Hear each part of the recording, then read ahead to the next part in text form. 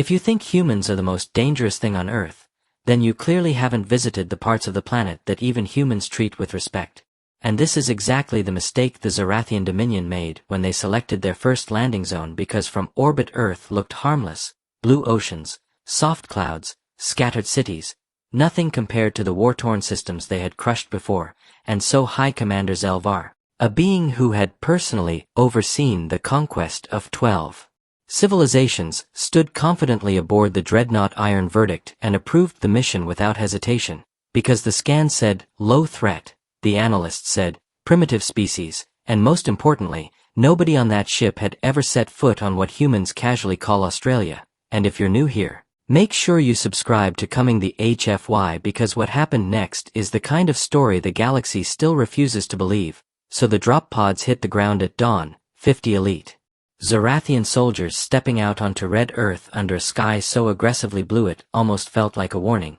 And immediately something felt wrong. Not in a clear logical way, but in the deep instinctive sense that told every living creature when it had wandered into the wrong place at the worst possible time. The heat wasn't just hot, it was oppressive, like the planet itself was leaning on them, judging them, deciding whether they were worth the effort of eliminating. And Captain Reth, second in command, was the first to speak. Temperature exceeding expected parameters, he said, trying to remain professional while his armor compensated for conditions it had never been designed to handle. But before Zaarathian could respond, a strange echoing laugh cut through the silence, sharp, mocking, completely out of place, and every soldier froze, scanning for the source, weapons raised, until one of the scouts finally pointed upward and said, "It's a bird," and the entire unit stared as the creature perched on a branch, watching them, and then it laughed again, louder this time, as if it understood something they didn't, and Zaarathian felt something he hadn't felt in centuries, unease, but he dismissed it, because empires are not built on fear of birds, and so he ordered the unit to advance, which is when the ground itself seemed to come alive, because one soldier stepped forward and immediately recoiled as a cluster of creatures scattered from beneath his feet, small, armored, twitching things with stingers raised, and the scanner chirped urgently. "Venomous," it reported, and then added, "highly venomous," and then, almost as an afterthought, "common," which was not reassuring, but they pressed on, because this was still just wildlife, still just a primitive ecosystem, still nothing compared to the weapons they carried, until one of the soldiers stopped mid-step and whispered, "Commander, behind you," and Zaarathian turned slowly to find a long, slender serpent watching him from the dust, perfectly still, perfectly calm, as if it had been there the entire time and had simply chosen to reveal itself now. And for a moment nothing moved, not the soldiers,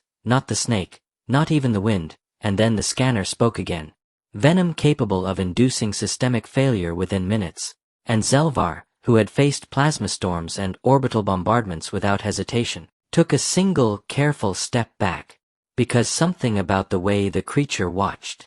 him suggested that it did not fear him, did not respect him, did not even consider him a threat, and that realization was far more dangerous than the venom itself. But the situation escalated rapidly when a second threat appeared, and then a third, and then more, because the deeper they moved into the terrain, the more it became clear that this was not a safe zone, not even close. This was a concentrated cluster of everything that evolution had designed to kill efficiently and repeatedly. Spiders that reared up instead of fleeing, insects that attacked in groups with relentless persistence, lizards that moved with unsettling intelligence, and through it all that distant, echoing laughter of the bird continued, like commentary on a disaster unfolding in real time. And yet the most terrifying moment came not from the smallest creatures, but from something much larger, because the ground began to tremble slightly, a rhythmic thudding that grew louder with each passing second, and the scanners lit up with multiple large lifeforms approaching at speed,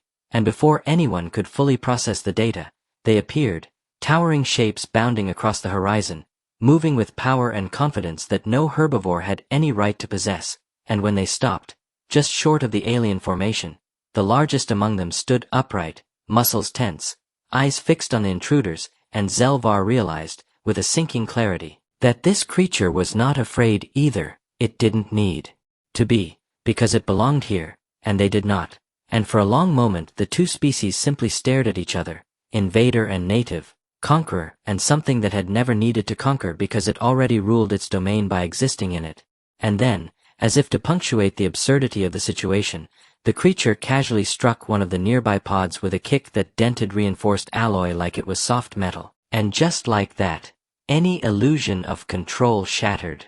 Because this was no longer a mission, it was a mistake, a massive, undeniable mistake, and Zelvar did the only thing a truly intelligent commander could do in that moment. He ordered a retreat, immediate, total, no discussion, no pride, just survival, and the elite soldiers of the Zaarathian Dominion, veterans of countless campaigns, ran, not in panic, but in disciplined urgency. Because discipline was the only thing keeping panic from taking over, but even their retreat was not unchallenged. Because as they moved, more of the environment revealed itself, aggressive birds diving from above, unseen creatures in the grass snapping and hissing, the constant awareness that every step could be the wrong one, and when they finally reached their pods and sealed themselves inside, lifting off into the sky with engines roaring, there was a collective silence, the kind that only follows a near-death experience, and from orbit, Earth looked peaceful again, calm, almost inviting, as if nothing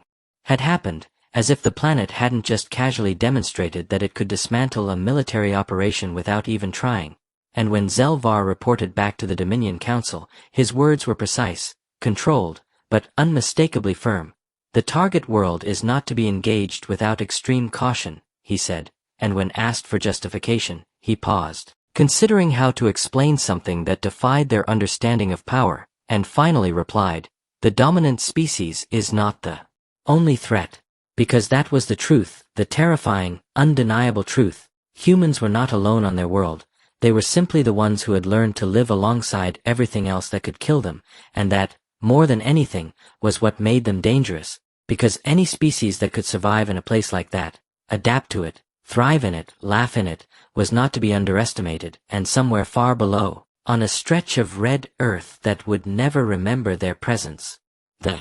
bird laughed again, because Australia had not defended itself, it had simply existed, and that had been enough.